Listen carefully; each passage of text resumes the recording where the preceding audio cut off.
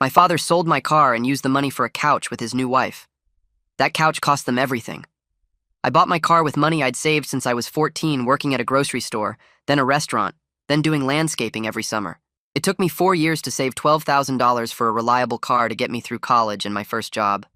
My father had laughed when I bought it, saying I should have gotten something flashier, but I wanted something that would last. He'd never helped with the purchase, never offered a dollar, just complained that it made him look bad when his kid drove something so basic. 2 years later, my father married Denise after knowing her for 4 months. She moved into his house with her 3 kids and immediately started redecorating everything. Every week something new had to go because it didn't match her vision. The coffee table was wrong, the kitchen chairs were outdated, the living room needed a complete makeover. My father went along with everything, maxing out credit cards to keep her happy. When I came home from college for spring break, my car was gone from where I'd parked it in his driveway. I asked where it was and he said he'd had it towed because it was leaking oil. I checked the driveway and there was no oil stain. I called the tow company, and they said they'd taken it to an impound lot per the owner's request.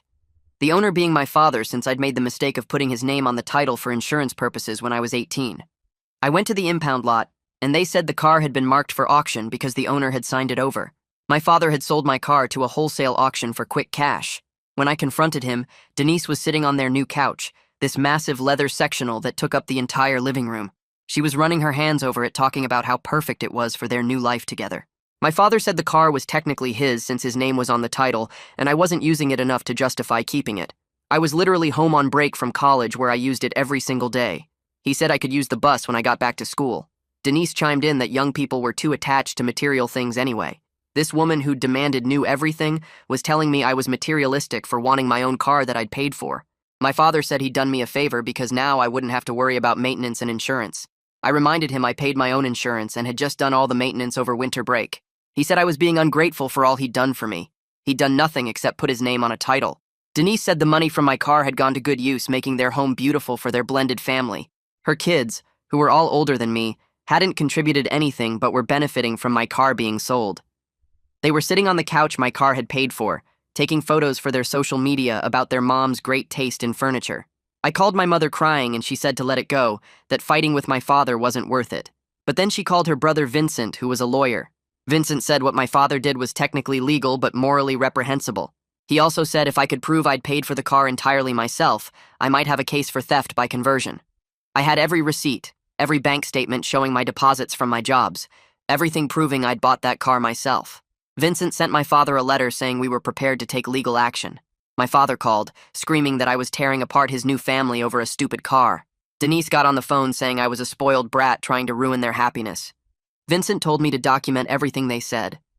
Then something amazing happened. The auction house called me because they'd found my college parking permit and some mail with my name in the glove compartment. They wanted to verify the sale was legitimate. I explained the situation, and they said the car hadn't sold yet. It was going up the next week. They couldn't stop the sale, but they told me when and where it would be. I couldn't afford to buy my own car back, but Vincent had an idea. He reached out to Denise's ex-husband, Carl, who was still bitter about the divorce. Carl was wealthy, owned a chain of restaurants, and hated that Denise had left him for my father, who had no money.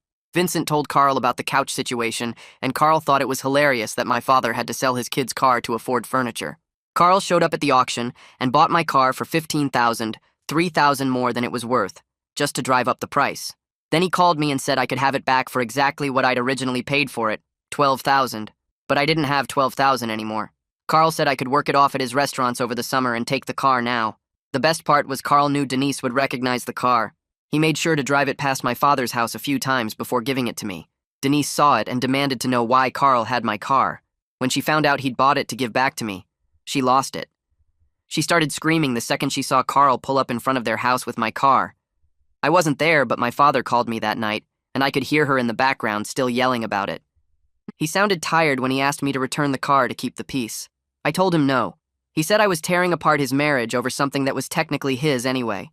I reminded him the car was never his. He just had his name on a piece of paper, and I'd paid for every cent of it myself. He said Denise was having a breakdown over this, and I needed to be the bigger person. I asked him why I had to be the bigger person when he was the one who sold my car without asking. He hung up on me. The next morning, I was making coffee in my apartment when someone knocked on my door. I opened it, and my father was standing there with Denise right behind him. I hadn't given them my address, but my father must have gotten it from the college somehow.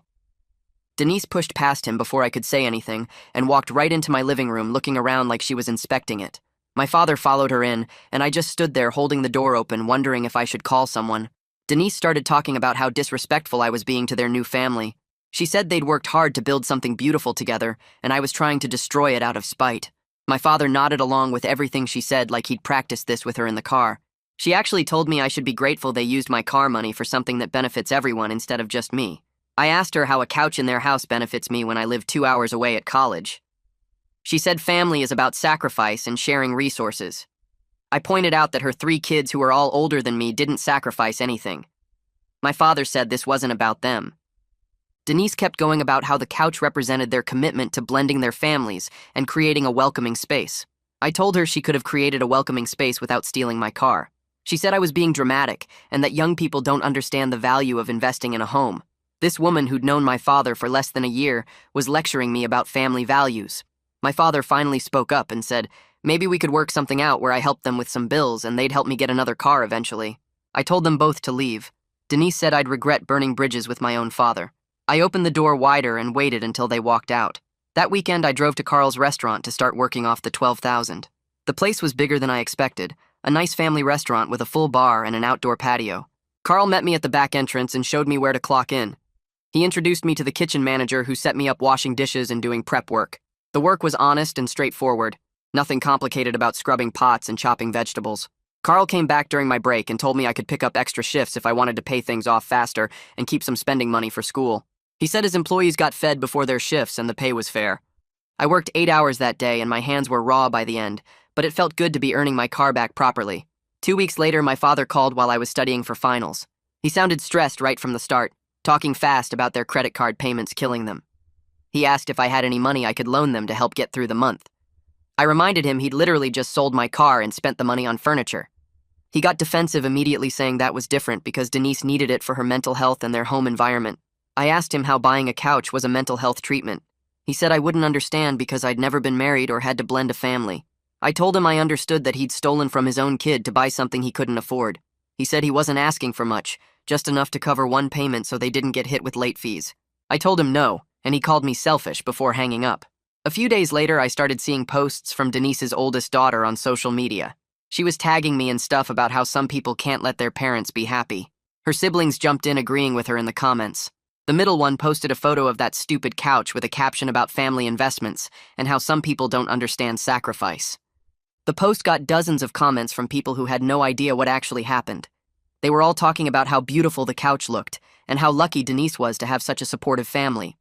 I wanted to comment and tell them the real story, but I knew that would just make things worse.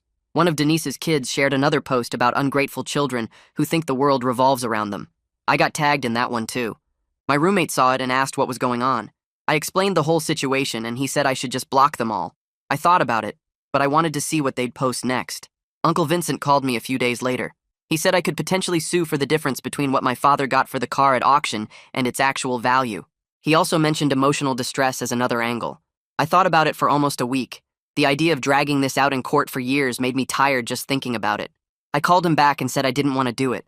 I told him I just wanted to move forward with my life and let my father deal with the mess he'd created. Vincent said he understood, but the option was always there if I changed my mind. My father tried a different approach about a month into my restaurant job.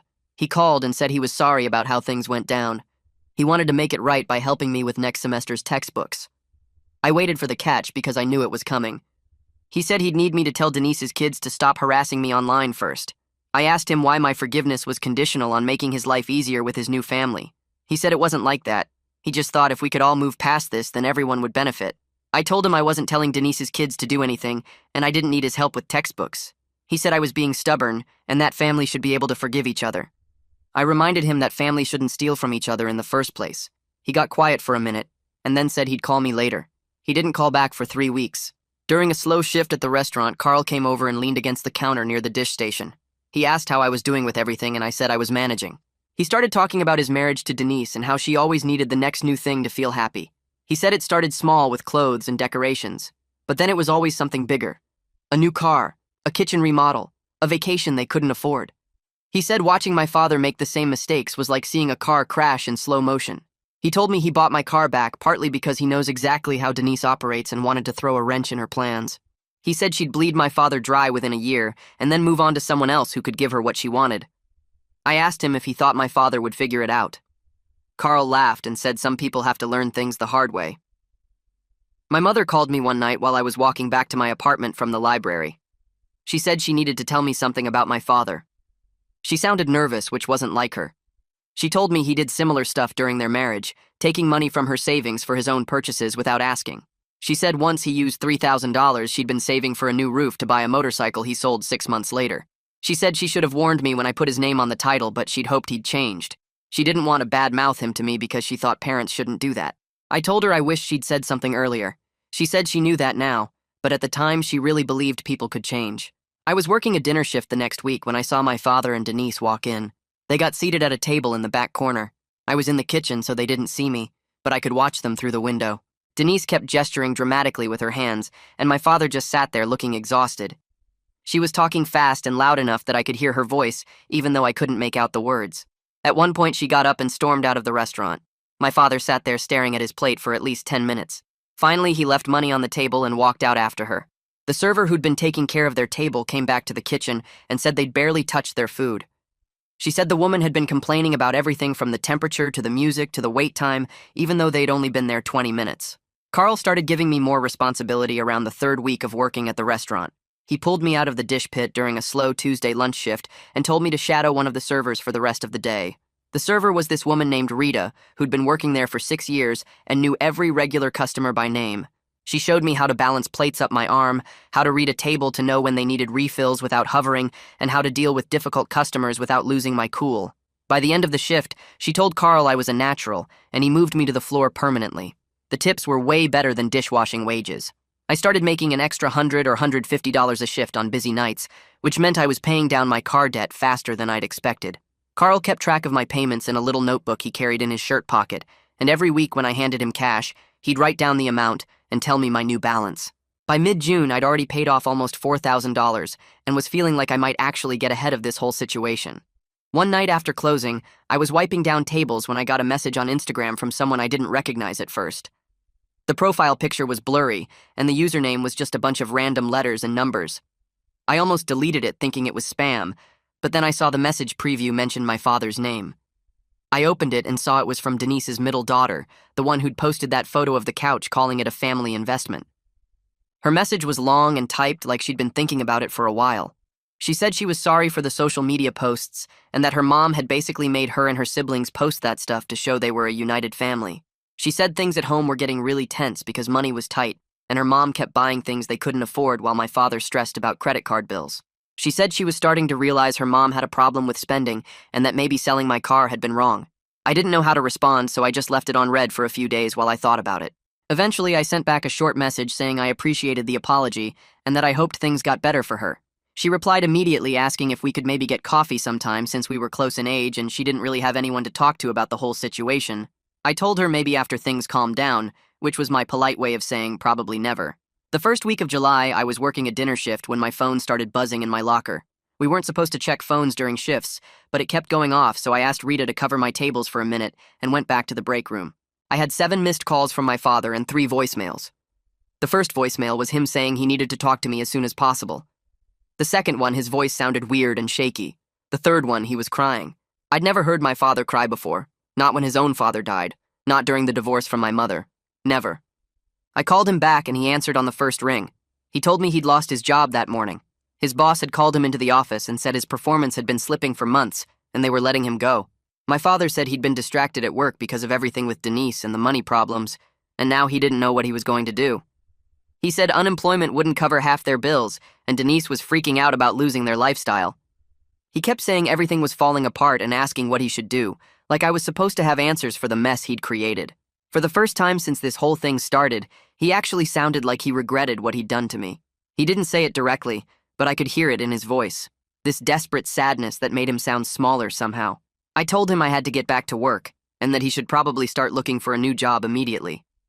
He said he would and thanked me for answering, which weird because my father never thanked me for anything. 2 days later, my phone exploded with notifications while I was sleeping in after a late shift. I grabbed it thinking something terrible had happened and saw I'd been tagged in a Facebook post by Denise. The post was this long rant about how I'd destroyed their family by being selfish and ungrateful. She wrote that my father had lost his job because of the stress I'd caused by taking legal action over a car that wasn't even legally mine. She said I was a spoiled brat who couldn't stand to see my father happy with someone new, and that I'd rather tear apart their blended family than let go of material possessions. She tagged a bunch of family members, including some of my cousins and aunts on my father's side, plus several of his friends from work and their old neighborhood. The post already had dozens of comments from people I barely knew, saying things like, they always knew I was trouble, or asking what kind of kid sues their own father. A few people defended me, saying they didn't know the whole story, but most of the comments were brutal. I took screenshots of everything and sent them to my mother and Uncle Vincent. My mother called immediately, saying this was out of control and asking if I was okay. Uncle Vincent called 10 minutes later and told me not to respond to anything and not to delete the screenshots. Uncle Vincent sent Denise a cease and desist letter that same day. He told me later he'd had his assistant draft it and get it sent by certified mail within 3 hours of me forwarding him the screenshots. The letter said Denise had committed defamation by making false public statements that damaged my reputation, and that if she didn't remove the post and issue a public apology within 24 hours, he would file a lawsuit on my behalf. He also sent a copy to my father with a note saying he was disappointed that my father had allowed his wife to publicly attack his own son. Denise took the post down that night and put up a new one saying she'd been emotional and upset about their financial situation, and that she apologized if her previous post had been hurtful or inaccurate. It was the most non-apology apology I'd ever seen, but Uncle Vincent said it was enough to avoid a lawsuit.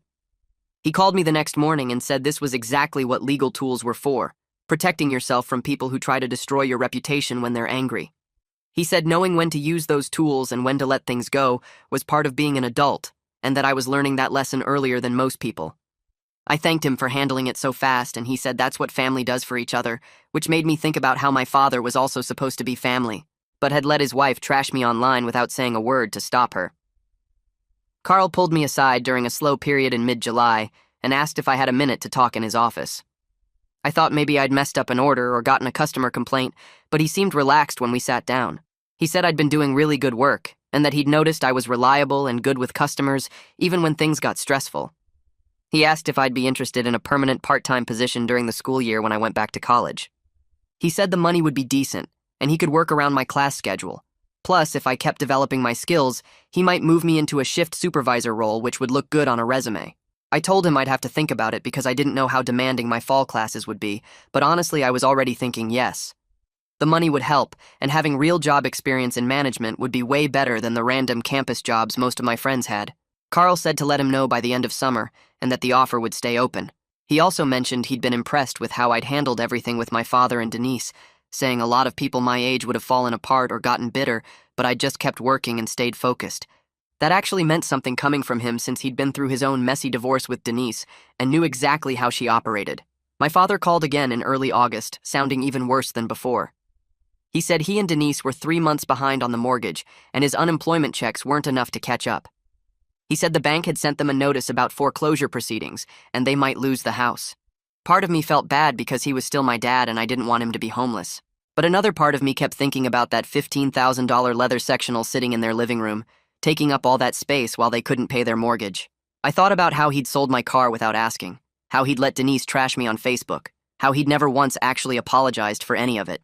This was exactly what happened when you made terrible choices and kept making them instead of fixing the first problem. I told him I was sorry he was going through that, but I didn't know what he expected me to do about it. He said he wasn't asking for anything. He just wanted me to know what was happening. But I could hear in his voice he was hoping I'd offer to help. I made my final payment to Carl on the last Saturday of August. I'd been picking up extra shifts all month to get the last $800 paid off before school started. Carl counted the cash and wrote the final amount in his notebook, then pulled out the car title from his desk drawer. He'd already signed it over to me with just my name on it this time, no one else. He handed it to me and shook my hand and said I'd earned this car twice over. He said watching me handle this whole situation with maturity had made him wish his own kids had half my work ethic. His kids were older than me, and from what I'd heard, they both still lived off his money without working much. I thanked him for giving me the chance to earn my car back, and he said it had been good for his business too since I'd turned into one of his better servers. He reminded me the part-time offer still stood for the school year, and I told him I'd definitely take it. We shook hands again, and I walked out to the parking lot holding the title with my name on it, feeling like I'd actually accomplished something real. My father called 2 days later, asking if I could help with one mortgage payment so they wouldn't lose the house. He said he'd been applying for jobs, but nothing had come through yet, and they were running out of time. I told him I needed to think about it and talk to some people first. I called my mother and she said it was my decision, but to be careful about getting pulled into their financial mess. I called Uncle Vincent, and he said if I did decide to help, I should make it very clear this was a one-time thing and get everything in writing. He said my father needed to understand there were conditions and consequences. I thought about it for a whole day and finally called my father back. I told him I'd give him $2,000 as a one-time thing, but I wanted it in writing that he'd pay me back.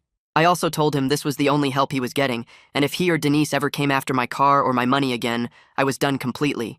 No more chances, no more family obligations, just done. He was quiet for a minute, and then said he understood and accepted my conditions. He actually sounded grateful instead of entitled for the first time in months.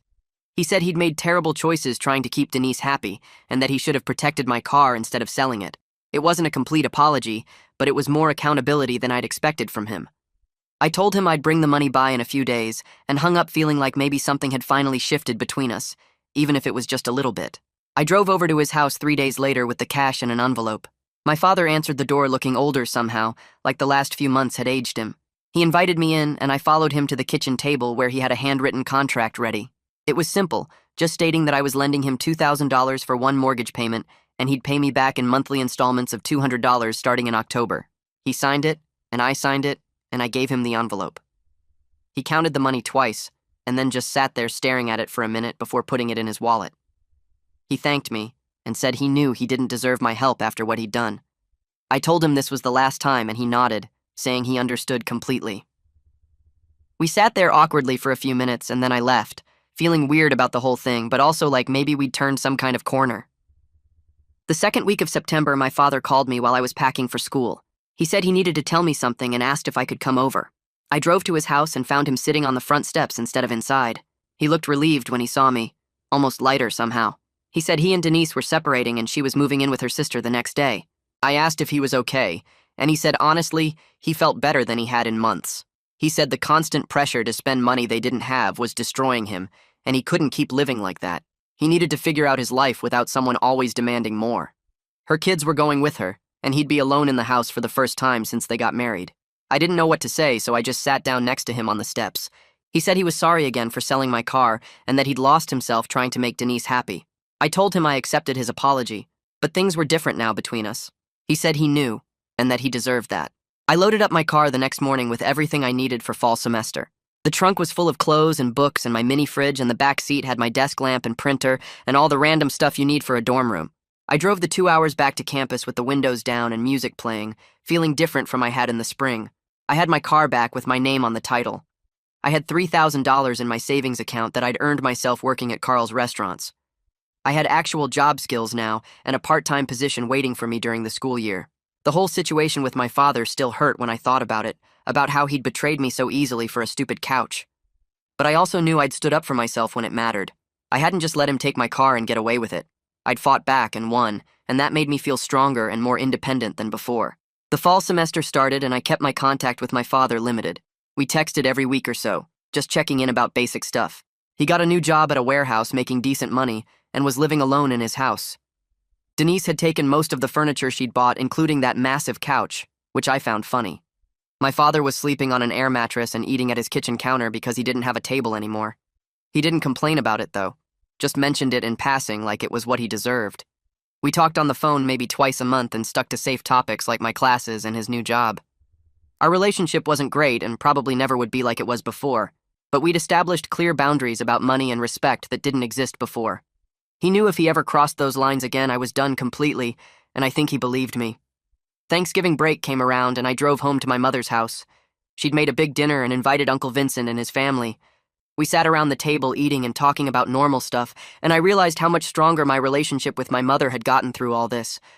She'd stood up for me when it mattered by calling Vincent, and Vincent had used his legal knowledge to help me fight back. My father had sent me a text on Thanksgiving saying he was grateful I'd helped him with that mortgage payment and that he was working on paying me back. I thought about everything that had happened since spring break, about my car being sold and the fight to get it back and watching my father's marriage fall apart. I realized this whole mess had taught me something important about standing up for yourself. Sometimes that means watching people face consequences you didn't want for them, and that's okay, because you're not responsible for fixing their mistakes. I had my car and a good job and stronger relationships with the people who actually supported me. My relationship with my father was complicated now, but it was honest, and that was better than the fake peace we'd had before where he could take advantage of me and I'd just accept it.